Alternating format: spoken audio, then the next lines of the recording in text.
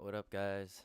It's Justin, JC, with Chasen here. There's no Bobby, ever again. But we'll be going over UFC on ESPN 1, headlined by Francis Ngannou versus Cain Velasquez. That's definitely going to be a brutal war. Let's get started. Some interesting fights on this card. The main event, the co-main event, Paul Felder versus James Vick. That should be an interesting fight as well.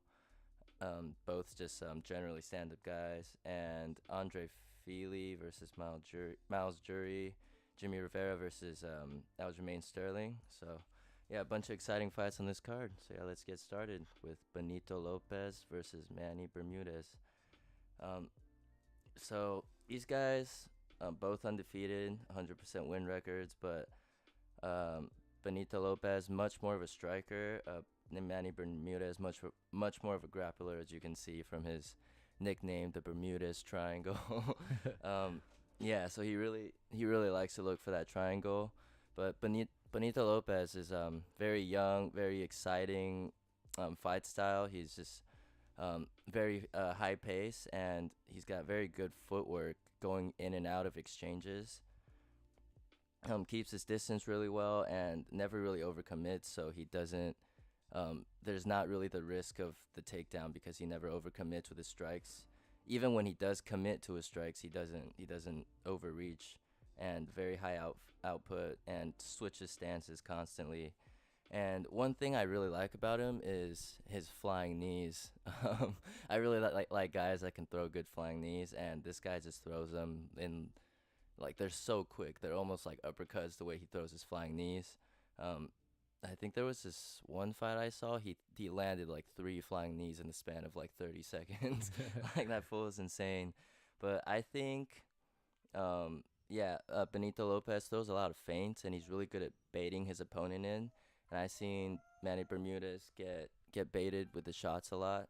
So, I think that's something he's gonna have to look out for, not to get baited into going for a takedown and then getting caught with something.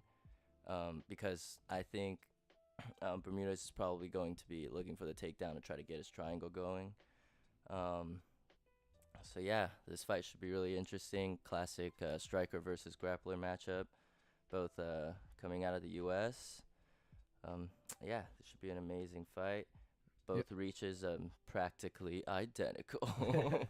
Yeah, and then for headlining the prelims, we have a really good matchup of ranked bantamweights. We have Aljamain Sterling and Jimmy Rivera.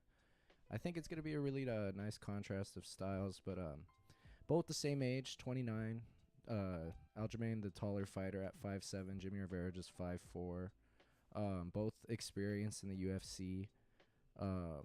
Aljamain coming off 2 wins, Jimmy Rivera coming off a win over John Dodson, and both obviously wanted to stay in the win column as they both took brutal KO losses to Marlon Moraes. And Aljamain training out of Serra Longo in New York, and Jimmy Rivera trains in New Jersey, so they're pretty much both from the East Coast, like local. Yeah, Aljamain Sterling trains with like Al Iaquinta, Chris Weidman, all those guys, right? Yeah. Yeah, so Serra Longo. he's definitely getting some good coaching. And I think Aljamain, even though his striking, his boxing didn't look too fluid before, he's been developing it a lot more. I think all those guys that come out of Serra Longo, their boxing's getting a lot better. I don't know if they got a new boxing coach there or something. Yeah. But yeah, Al Iaquinta, Chris Weidman, all their striking is getting a lot better. And Aljamain with the much longer reach. Yeah. Well, it's not even that he has a longer reach. I think his arms are just longer. Yeah, and he uses that really well with the wrestling. Like, he's really strong and long, so like he gets good base and like just takes guys down. Yeah, but one thing I think we have to watch out for is Aljamain Sterling keeps a really wide stance because he is a tall dude fighting a bunch of short guys, so you can't really just stand tall like that. And I think he has to really look out for the leg kicks of Jimmy Rivera because he rips those leg kicks. Yeah, he's like strong. A lot of those little guys, they really rip those leg kicks. And I think Jimmy Rivera will really be looking to utilize those leg kicks in this fight. Definitely. Looking to chop down the skinny legs of Aljamain Sterling. Yeah. And Rivera's like most of his fights go to decision, especially in the UFC.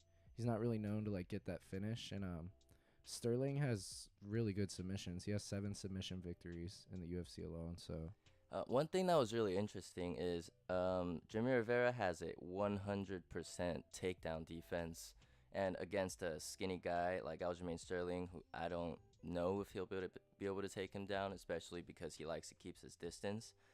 And Jimmy Rivera is really good at moving his head and getting inside into that inside range to land his body hooks or uppercuts. yeah, And yeah, so I think if Aljamain Sterling can keep his distance or get the takedown, which we haven't seen against Jimmy Rivera yet, or if Jimmy Rivera can get on the inside, that'll probably determine the winner of the fight. yeah, because Jimmy Rivera has that like good boxing wrestling mix, like just making it work, like mixing it up between the two. Yeah, they're both really well rounded, which I really like.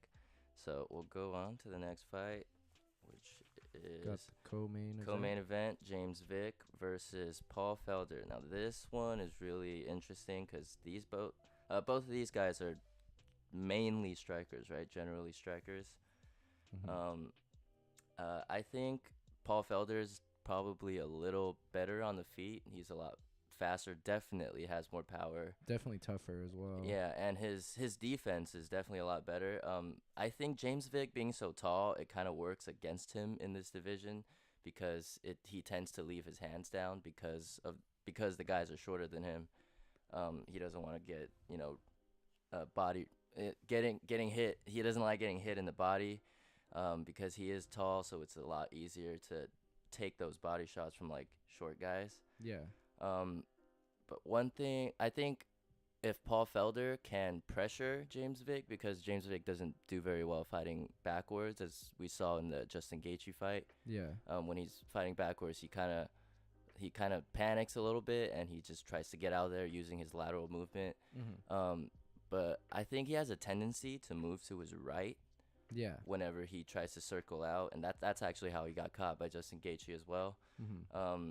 I think if Paul Felder can pressure, Paul Felder doesn't really like to pressure either. He likes to keep it in the center of the cage in most of his fights, but obviously he has knockouts when he's pressuring guys against the cage.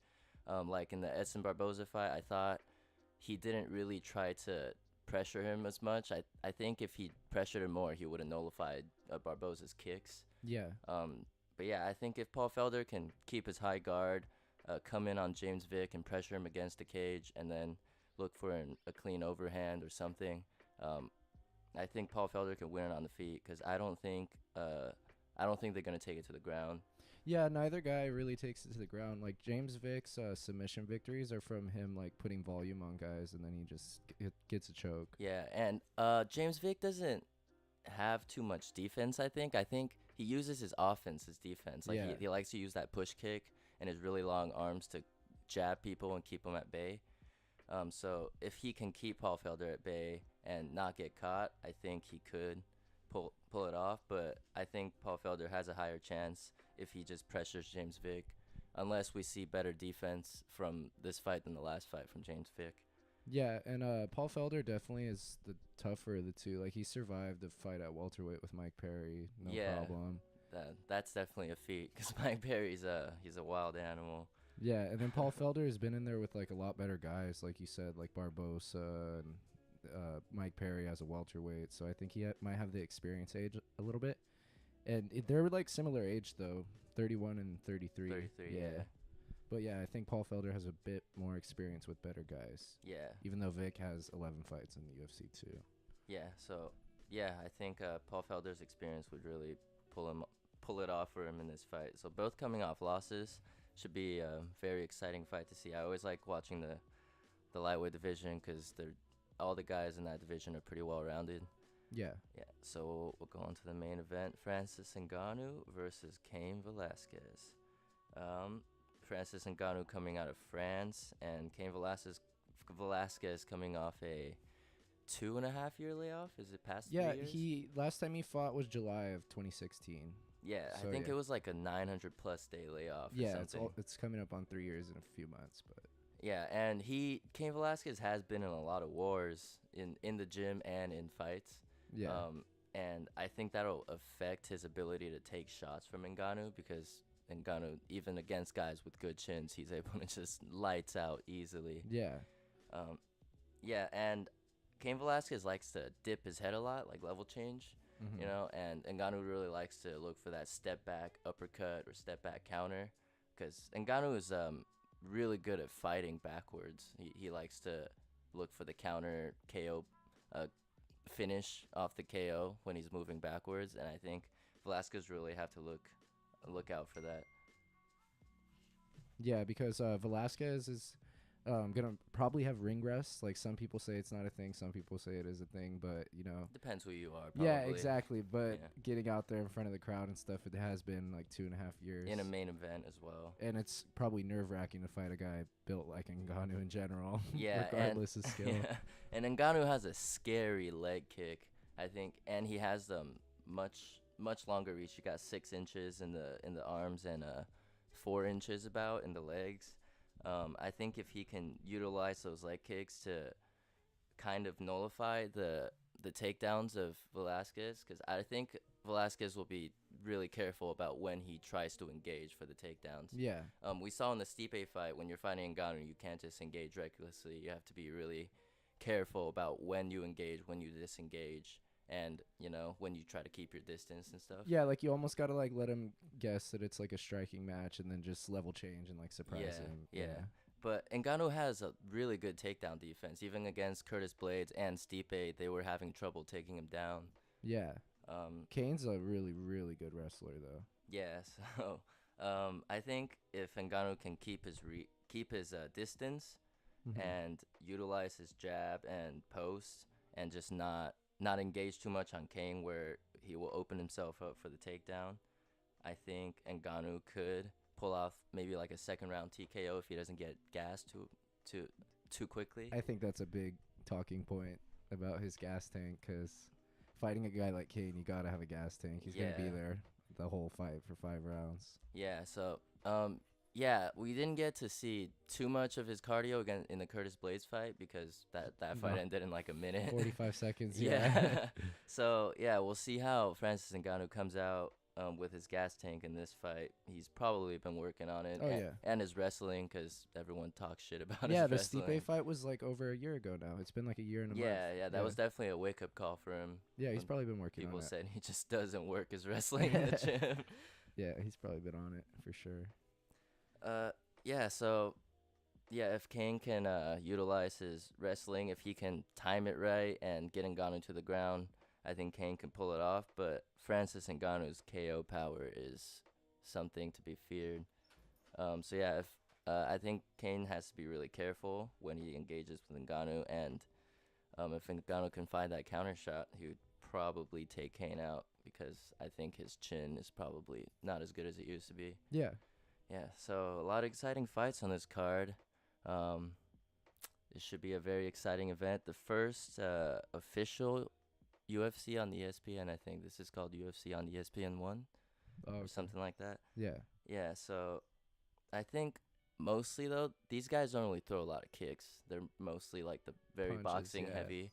Most of the heavyweights don't throw a lot of kicks, because it probably takes so much energy when you're that heavy. What's interesting is Cain Velasquez actually has a higher knockout percentage in his wins than Ngannou, but Ngannou doesn't have a single decision win. Yeah, he's all finishes. Yeah. 4 submissions too. So yeah, this will definitely be a brutal war, so can't wait. And we'll be back on Saturday after the event. Sunday. Sunday after the event to discuss the results.